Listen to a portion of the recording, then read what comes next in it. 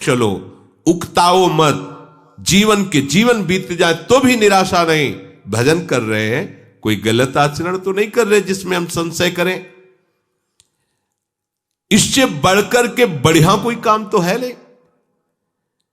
इसलिए अगर ऐसा कोई हमें कार्य दिखाई देता कि भजन से बढ़कर कोई बढ़िया काम, तो इसको रोक करके उसको करके देखते। सबसे बड़ा कार्य, सबसे महामहिम कार्य मनुष्य जीवन का भजन करना है, वो हम कर रहे।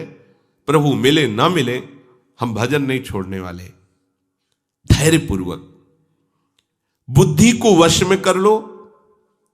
इस बात के लिए तुम्हें कभी वो विचलित न करे कि मुझे शांति नहीं मिली, आनंद नहीं मिला, भगवत साक्षात्कार नहीं हुआ, दिव्य स्वप्न नहीं आते, दिव्य महापुरुषों का संभाषण नहीं मिला, अभी हमें लीला दर्शन नहीं हुआ। बिल्कुल आप शांत रहिए, ये आगे से आगे आपको मिलता। और आपको एक आंतरिक बात बता दें, परमार्थ में प्रभु इसलिए आपको आपके सद्गुणों का अनुभव नहीं होने देते कि आपको अहंकार आ जाएगा।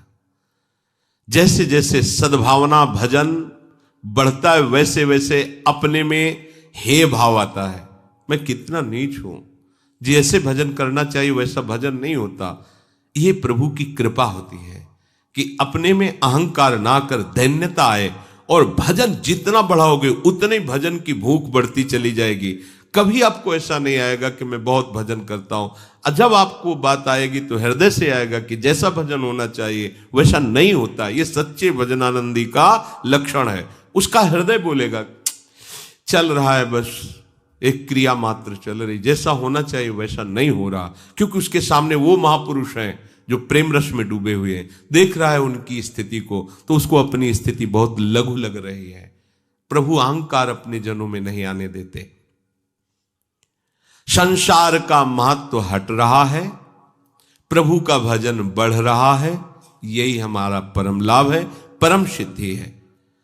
तो शनै शनै रूपर में तो धीरे धीरे तुम विषयों को छोड़ो। शनै शनै क्यों कह रहे? जैसे सेवक जी कह रहे, सहित सहित बाढ़ है भगति। आज से एकदम ये नहीं, ये नहीं, ये नहीं, ये नहीं, 1 2 दिन 4 दिन 5 दिन फिर उसी में गिरोगे, ऐसे नहीं। एक एक विषय को समझते जाओ धीरे धीरे, और जो छोड़ते जाओ उसे दोबारा पकड़ो मत। जैसे क्रमशः धीरे धीरे। आपको बाजार का नहीं पाना, लंबा समय 1 वर्ष का दिया, मतलब गया, इस जीवन में दोबारा नहीं पाना है, गया। यह हम उन उपासकों को कह रहे हैं जिन्होंने भगवत प्राप्ति का दृढ़ निश्चय करना है या कर चुके हैं, जो सीधे लक्ष्य बना चुके हैं इसी जन्म में भगवत प्राप्ति। अब आपको 2 टाइम ही केवल भोजन करना है, एक 11 से 12 के बीच में, और एक 8 से 9 के बीच में, बस। फिर नहीं लेना, कुछ नहीं लेना। ये रसेंद्री का संयम प्रारंभ हुआ। महापुरुषों से सुना है कि आपकी और इंद्रियां सब वश में हो, रसेंद्री वश में ना हो तो आप जितेंद्री नहीं माने जाओगे। अगर रसेंद्री वश में तो स्वाभाविक सारी इंद्रियां अपने आप वश में हो जाएंगी। वनवासी को रसेंद्री पर विशेष अधिकार कर लेना चाहिए। हम लोग रसेंद्री को एकदम छूट दे देते हैं और सोचते हैं अन्य इंद्रियों पर हम अपना शासन कर लेंगे। असंभव।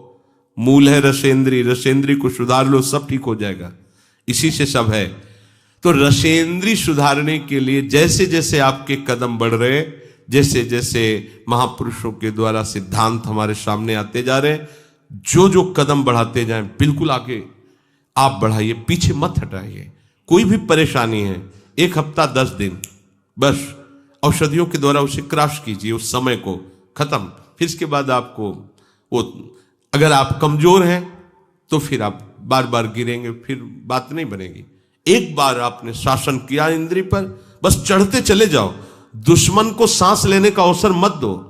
देखो, वही धोखा खाता है जो अपने शत्रु पर दया करके बख्श देता है। चतुर शासक शत्रु को बख्शता नहीं है। जो इंद्रियां हमें अनंत जन्मों से हमारे प्रीतम से विमुख रखकर हमारा नाश करती रही हैं, आज गुरु कृपा से उन पर शासन करने का हमें अवसर मिला है।